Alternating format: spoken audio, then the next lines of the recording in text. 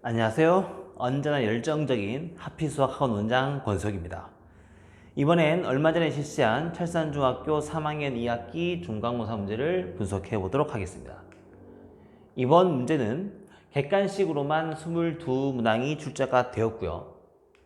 이번 시험 문제에서 상 레벨의 문제가 1문제, 중 레벨의 문제가 8문제, 하 레벨의 문제가 13문제가 출제가 되었습니다. 지난 19년도에는 상 문제가 2, 중 문제가 11, 하 문제가 8문제가 출제가 되었고요. 이번 시험은 중상을 합쳐서 9문제, 지난번은 중상을 합쳐서 13문제가 출제가 되었죠. 이것으로 봐서 이번 시험은 지난번보다 문제가 조금 쉽게 출제가 되었다라고 보실 수 있을 것 같습니다. 이번 시험 문제에서 등급을 결정지을 수 있는 킬러 문제를 보도록 하겠습니다. 이번 철산중학교 킬러 문제는 딱 한 문제가 있었고요. 그 한 문제가 바로 14번 문제입니다. 14번 문제는 6명의 독서 시간에 대한 평균과 분산을 주어주고 이 중에 특정한 한 명을 제외한 나머지 5명의 평균과 분산을 구하는 문제였습니다. 이 문제는 별량이 변형되었을 때 평균과 분산을 구하는 문제로, 이 문제는 문제 유형이 2가지 유형이 있습니다. 제가 저희 학원에서 중학교 3학년 아이들 통계 문제를 수업을 할 때 이 통계에서 가장 중요한 문제가 딱 한 문제가 있는데 바로 이 문제야 라고 하면서 제가 이 문제를 엄청 강하게 강조를 합니다. 이 문제를 풀 때는 별량이 변했을 때 평균이 같아지는 경우와 평균이 달라지는 문제가 있는데 이 문제는 평균이 달라지는 문제였습니다. 그렇기 때문에 평균이 달라지기 때문에 분산을 구하는 과정을 정의대로 하나씩 일일이 모두 다 구해야 되는 문제가 될 거고, 그러다 보니까 정리하는 과정에서 아이들이 실수하기 쉬운 문제라고 보실 수가 있습니다. 이번에 얼마 전에 실시한 가림중학교 3학년 2학기 중간고사 문제에서도 그 문제의 맨 마지막 문제에 A그룹과 B그룹의 평균과 분산을 주고 두 그룹을 합쳤을 때 평균과 분산을 구하는 문제가 나왔는데 그 문제가 이 문제랑 유사합니다. 이 문제에서는 평균이 달랐다면 가림중학교에 나왔던 문제에서는 평균이 같은 조건을 주고 있었던 문제고요.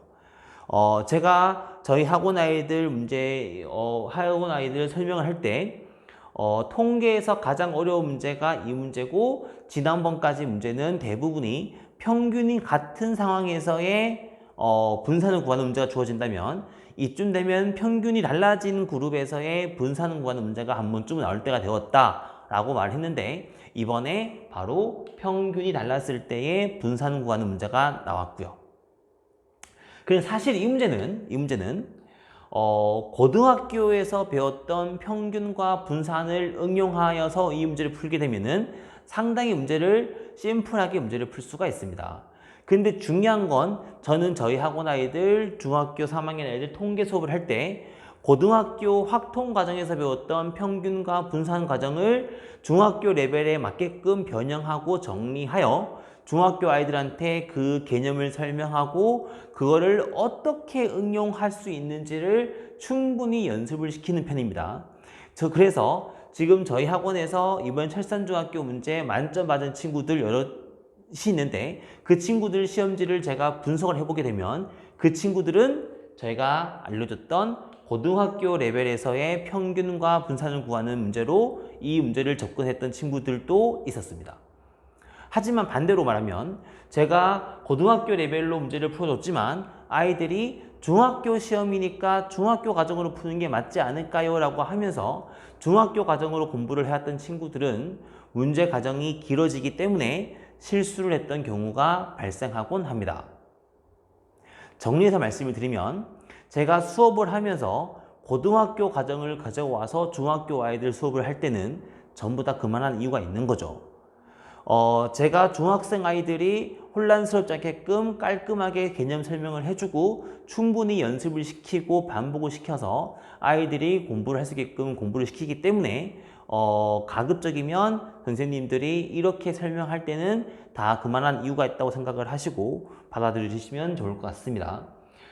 좀 더 정확하게 이번 시험에 대해서 등급을 보게 되면 만점자는 한 반에 3명 혹은 4명 정도가 있을 것으로 보이고 90점 이상은 아이들은 한 반에 한 10명 정도가 있지 않을까라고 예상을 합니다. 물론 반마다 편차가 있겠지만 만점자와 90점짜리의 아이들이 반에서 한 10명 이하, 10명 정도, 10명에서 20명 정도가 있지 않을까라고 보고 있고요. 전체적인 총평을 한번 해보도록 하겠습니다.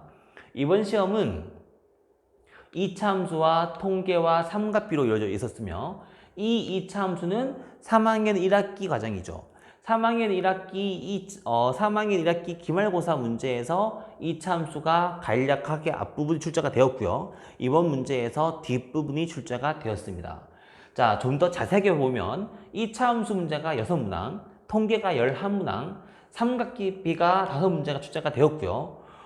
이번 문제가 총 22문제였기 때문에 통계에서만 절반 가깝게 출제가 되었고 더구나 통계 11문제 중에서 중상 레벨의 문제가 7문제가 출제가 되었습니다. 다시 말하면 이번 시험은 통계 싸움이었다라고 보시는 게 좋습니다. 자, 이에 반해서 2차 함수는 6문제가 출제가 되었는데 그 6문제가 모두 너무 라이트한 하 레벨의 문제가 출제가 되었고요. 삼각비도 2문제가 중 레벨 1 정도로 통계 이외에서는 2차 함수와 삼각비가 모두 상당히 쉽게 출제가 되었다라고 보실 수가 있습니다. 특히 예상과는 다르게 2차 함수 문제가 상당히 쉽게 출제가 되었다라고 보실 수가 있습니다. 자, 이제 여기에서 제가 중요한 문제를 말씀드리도록 하겠습니다. 저희가 이번에 철산중학교 아이들 시험 대비를 할 때 제가 아이들한테 가장 많이 강조를 하면서 교육을 했던 문제가 뭐였냐면 2차 함수의 활용 문제였습니다. 저는 이번 시험에서 가장 중요한 첫 번째 목표는 아이들의 공부를 한 만큼의 성과를 내는 게 가장 중요했겠지만 그것만큼 중요한 성과는 아이들이 중학교 3학년에서 가장 중요한 2차 함수를 마스터하고 그 더 나아가서 고등학교 수학 상에 나오는 2차 함수와 방정식의 관계, 2차 함수의 그래프를 분석하고 해석하는 방법을 아이들이 숙달하기를 바랬습니다. 그래서 저는 아이들한테 몇 번이나 강조를 했지만 고등학교 레벨의 문제에 2차 함수 문제를 연습을 시켰고 거기에 맞게끔 아이들도 상당히 높은 레벨의 2차 함수 문제를 연습을 했습니다. 그런 방향으로 본다면 저희 학원은 준비 과정에서 또한 상당히 만족할 만한 내신 대비 과정을 가졌다라고 보실 수가 있습니다. 더군다나 아까 전에 앞에서 언급했던 것처럼 3학년 대상으로 통계 수업을 할 때, 즉 평균과 분산에 관련된 문제를 풀 때는 고등학교에서 배우는 확률과 통계 과정에서 배우는 평균과 분산 과정을 적당히 이어주는 게 중요합니다. 이거는 중학교 과정이야, 이거는 고등학교 과정이니까 이렇게 공부를 해야 돼, 이렇게 공부를 해야 돼 라고 선을 긋는 게 아니라 자연스럽게 이어질 수 있는 정도의 징검다리 공부를 해 주시는 게 중요합니다. 그렇기 때문에 제가 학원에서 고등 과정을 오버랩해서 설명을 하고 거기에 대해서 문제를 푸는 거는 다 그만한 이유가 있는 거고요. 중요한 거는 그 과정을 성실하게 수행한 친구들은 이번 시험을 비교적 쉽게 문제를 풀 수가 있었다라고 보실 수가 있습니다. 자, 그리고 매년 3학년 2학기 시험은 어렵게 출제되지 않았던 것을 감안한다면 다시 말씀드리면 철산중학교는 매년 3학년 2학기 중간고사, 기말고사 문제를 어렵지 않게 출제를 해옵니다. 선생님, 아까 전에 2019년 문제에 상레벨 문제가 2개가 있었잖아요.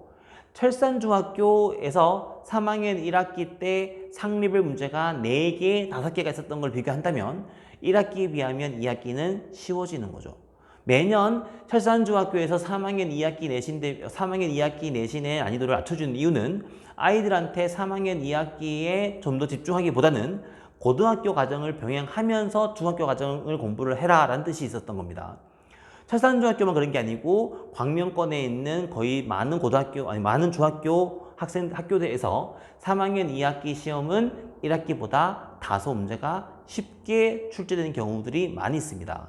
그만큼 중학교 과정을 잘 마무리하고 고등학교 과정에 공부를 하는 것이 무엇보다 중요합니다. 자, 남은 2학기 그리고 다가오는 겨울방학까지 해서 저희 학원에서 예비 고1 아이들을 어떻게 공부를 시킬 겁니까? 라고 말씀을 해드리게 되면 보다 고등학교 수업에 집중한다.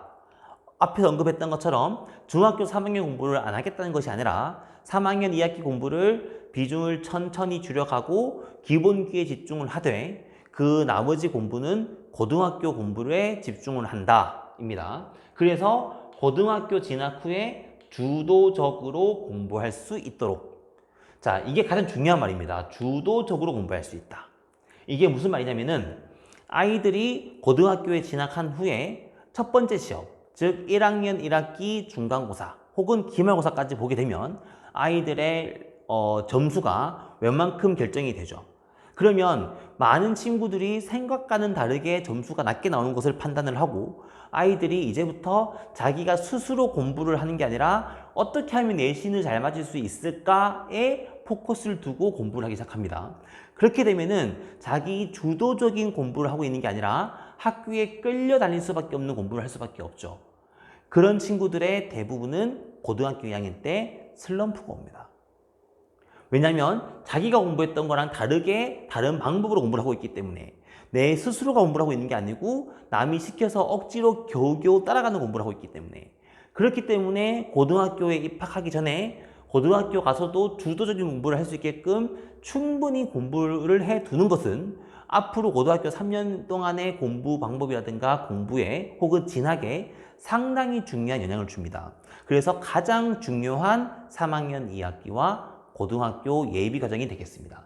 그래서 그 과정을 할 수 있게끔 완벽한 준비를 하도록 준비하고 있고요. 이 과정의 일환으로 저희는 중학교 3학년 대상으로 고등학교 컨설팅을 실시하고 있습니다.